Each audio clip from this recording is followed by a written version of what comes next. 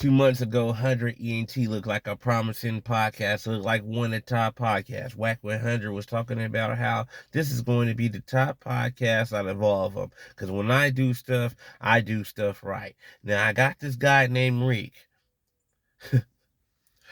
I got this guy named Reek.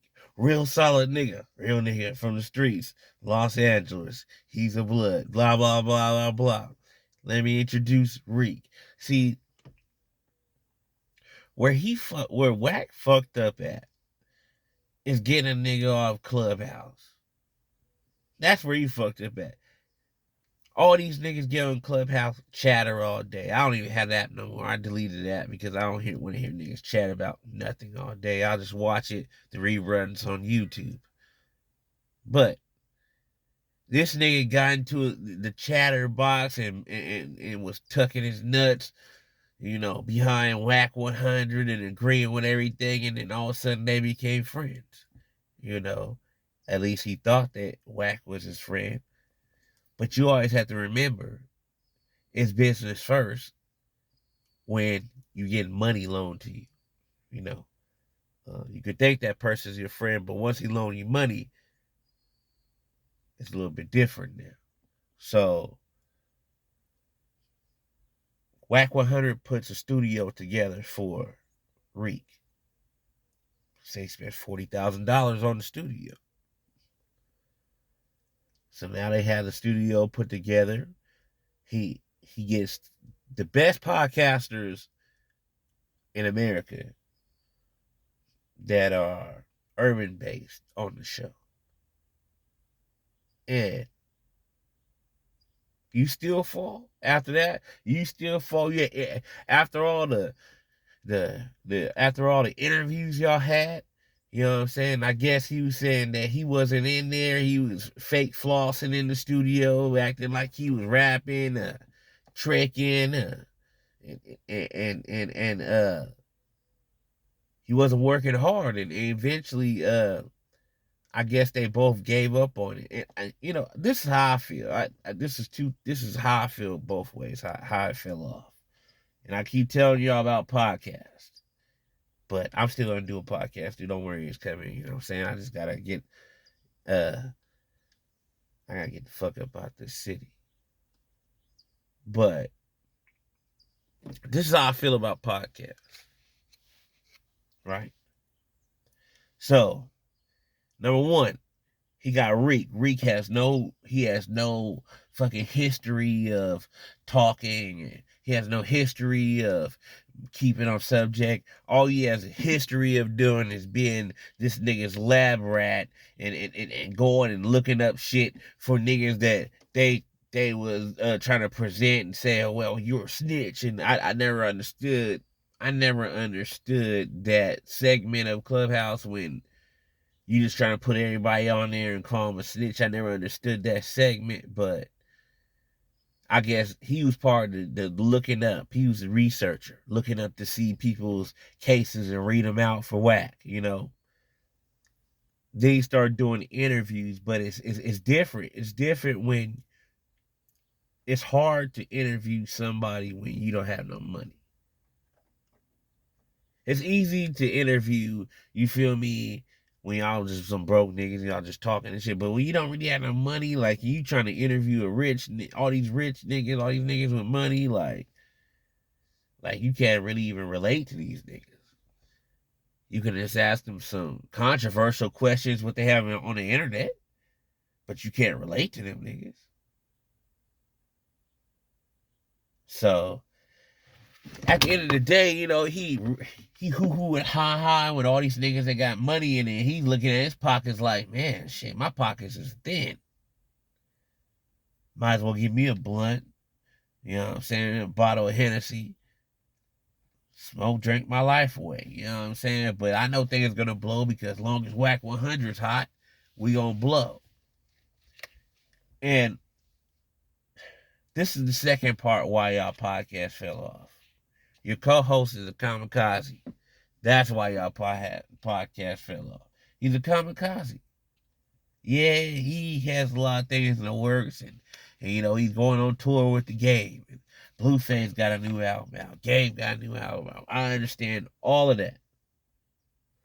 But if you knew you had all of that, why would you make yourself the main host and try to run a show when you have all of that stuff going on? It takes time. It takes time to build up a podcast. It really takes dedication. Don't act like you a podcaster, fake it, and then you're not even a podcaster. You don't even know how to interview niggas. You don't know how to do nothing. All you know how to do is cause controversy. But do you know how to run a podcast? No. None of y'all niggas knew how to run a podcast. That's what we're running across right now.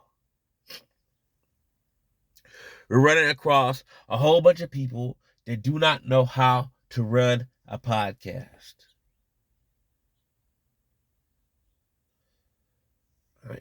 It's cool to go up there and ask a couple of questions, but can you run a podcast though? Can you like sit back and really like do more than interviews? Can you keep on topic? Can you keep people entertained? Can you talk for a long time? Can you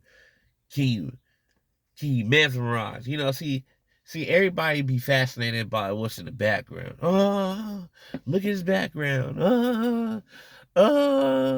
Look at it. This is why I do this shit on purpose. I do this shit on purpose. This is why I make these videos on fucking purpose.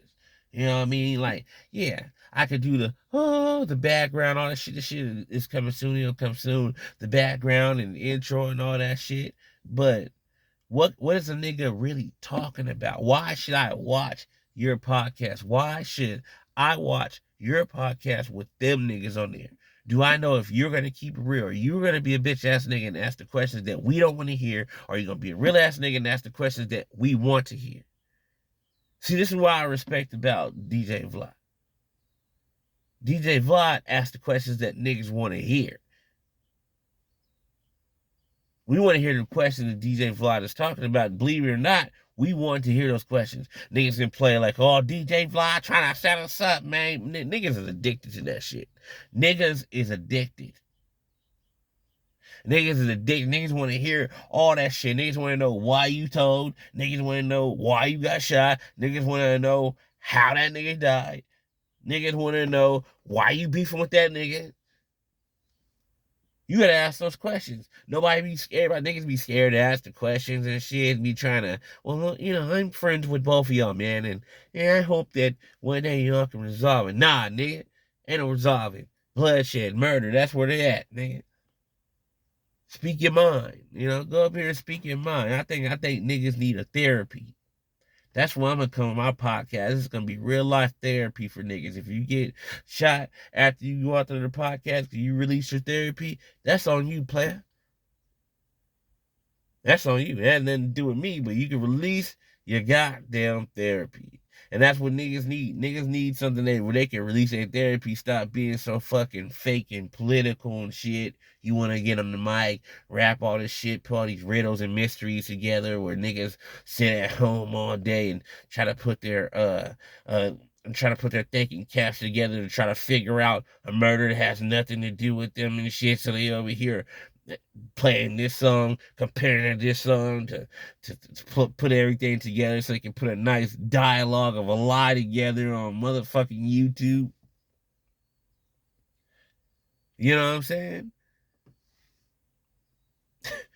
Motherfuckers is really crazy, man. But that's one of the reasons why, the motherfucking podcast didn't work, because they're both not podcasters. Reek was just a nigga that was just really, hey, look this up for me. I got this information. Wack come with the secret, hidden FBI information and nobody else has in the fucking USA but him. He comes with some FBI information, and Reek was the interpreter. Wack sit back, eating and shit. He always eating something. He probably had like a whole bowl full of fucking donuts, mini donuts and shit. He'll sit back with his mini donuts, and he'll sit there and he'll just watch Reek just read all the information he gave out. All the FBI and closed out information. Reek just reading it out. High as fuck. Drunk as fuck, high as fuck, just on Clubhouse. He meeting bitches, bitches thinking this nigga is famous. This nigga sleeping in the hotel in the back of Magic City, some bullshit, man. You know, this shit is comedy, man. This shit is laughs. Entertainment is so fake, but I love it.